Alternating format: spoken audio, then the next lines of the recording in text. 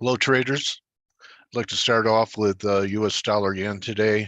In Asia, we had this gap lower opening, and it was due to some commentary out of the BOJ about yield curve control.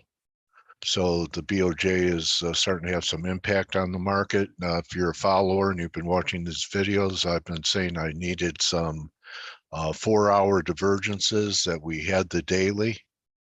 Here's your daily, that we were making new highs with divergences on the daily. It's now happening on smaller time frames. I'm never an advocate of chasing a move, from where we closed Friday to where we are now, 125 lower. I think that the CPI number could come in hot. One thing you'll notice is, at least for today, there's a disconnect between what the yen is doing and what yields are doing, because yields are still higher. There's your 10-year at 428, and I've actually done a longer term count on the weekly, which, if you consider this a breakout at the 390 level, 392, and you measure it, it takes us up to 490. So you have yields up and yen down. That's a little bit unusual, which is telling me that it may be the beginning of a disconnect, because I still see sharply higher yields unless a breakout is negated under 398. Otherwise, I still think we're headed higher, well above these lows at 450 next stop. But this measures, if you just take it from here, 330 to 409, that's 80, gives you 490, 495. So still looking for higher yields, but a disconnect in the yen. So what I would do in the yen, if we get a hot CPI number and the yen actually even right here, we could have a 2-week reversal on a close Friday at 46.27.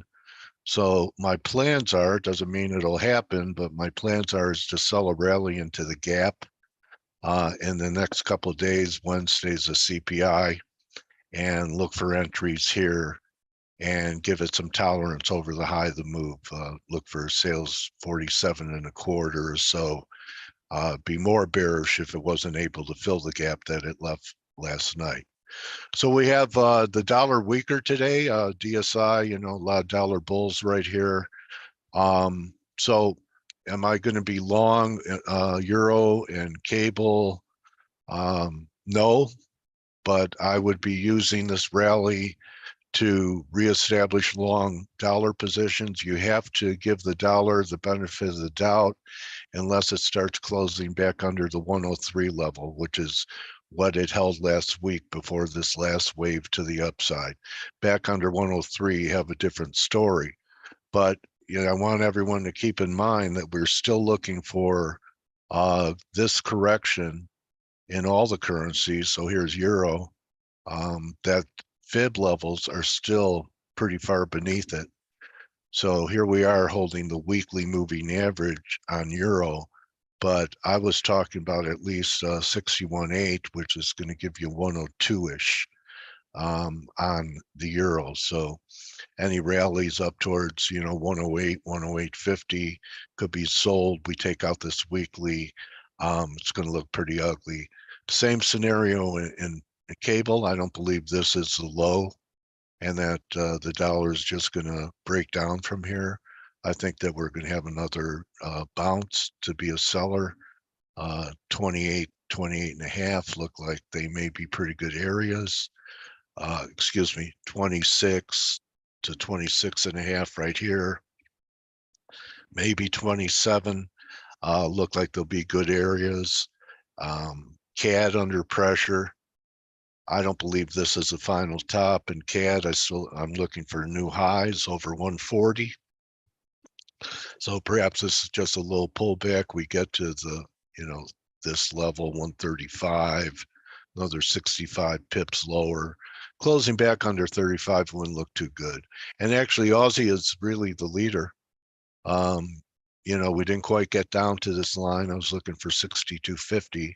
I'm still not long, but this will not be my preferred short when I think the dollar rally is over. It's going to be euro or it's going to be cable. And the way EG is acting, I believe it's going to be the euro, and be classic for the euro to rally and pop on one more hike by Lagarde. I believe that's on Thursday. So moving on to the metals, you know, you can't always make great calls because you're not always at inflection points. So the last two inflection points have been accurately forecasted. I was bullish down here at 22.68, you know, traded about 40 cents underneath that. And I was looking for 24. Okay, so the rally extended higher than I thought it would. But up here, I had another inflection point. And if you recall, the shorts were from 24, 68, and 83. And doesn't mean that this is going to be another inflection point. Just like the dollar, I don't believe the lows that we have here in silver are the lows. They're reaction lows. We could rally to 3.5 to 380. I'm a seller there. Same with gold rallying here. I think it's going to have trouble at 1935 or so, 1940, as this dollar, if this dollar weakness continues. But I'm not viewing this as a low.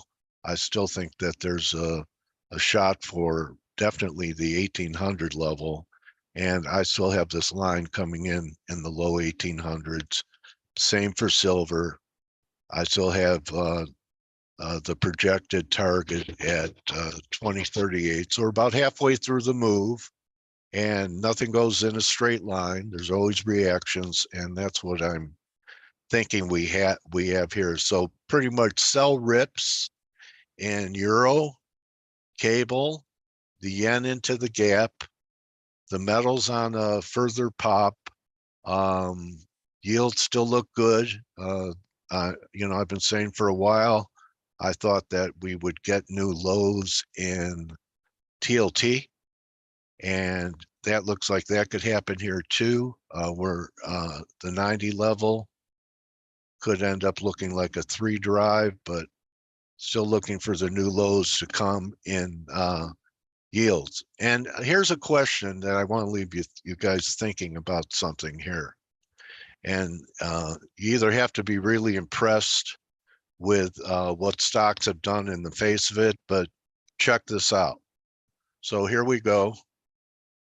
This is last October, and yields were here, right?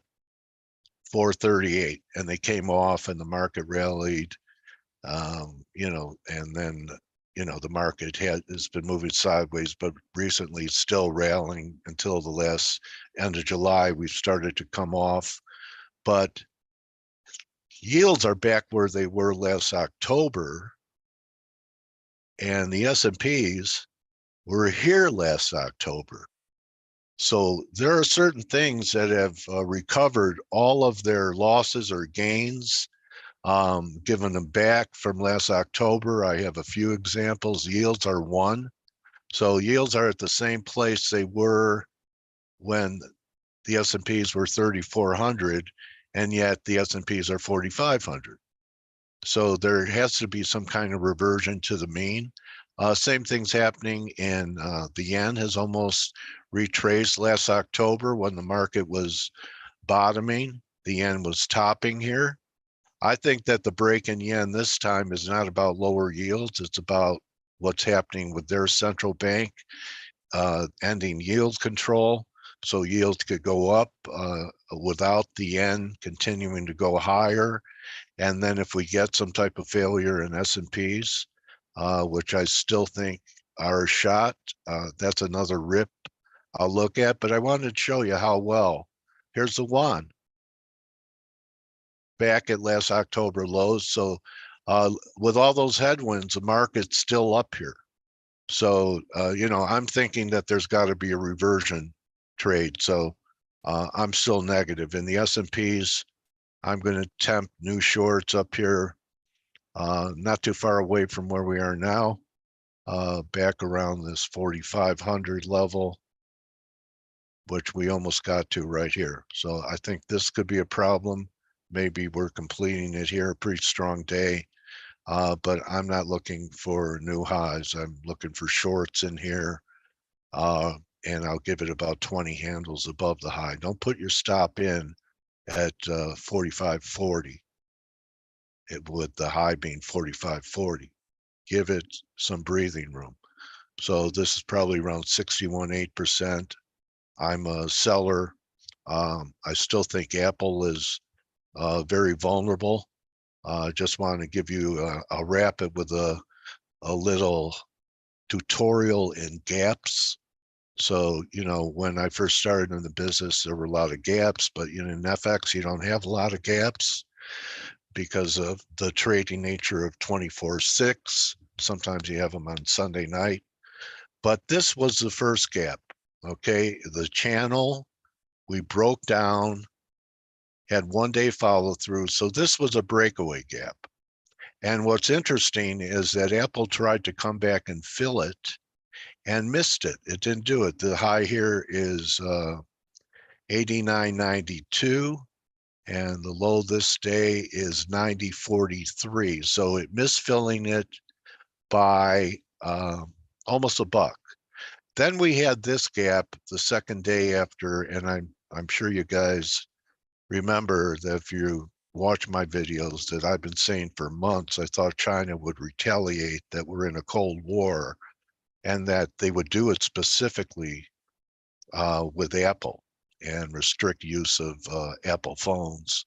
And I don't think there were too many people talking about it a few months ago. When I did, it was viewed as an extreme view. But we're in a Cold War, tech war, financial war, so of course it's extreme. Anyway, this gap here could be considered a runaway gap. This gap does not look like it's going to be filled.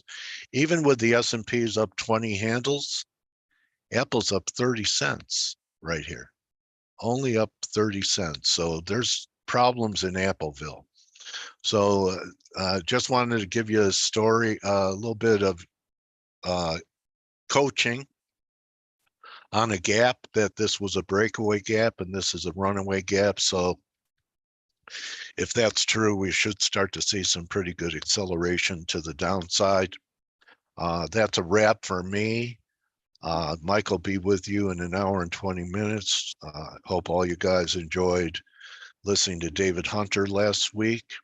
And I'll be with Mike for our show tomorrow, 11 a.m. Eastern time. Bring your work, and I'll see you in the room. And don't just count your pips, count your blessings. Adios.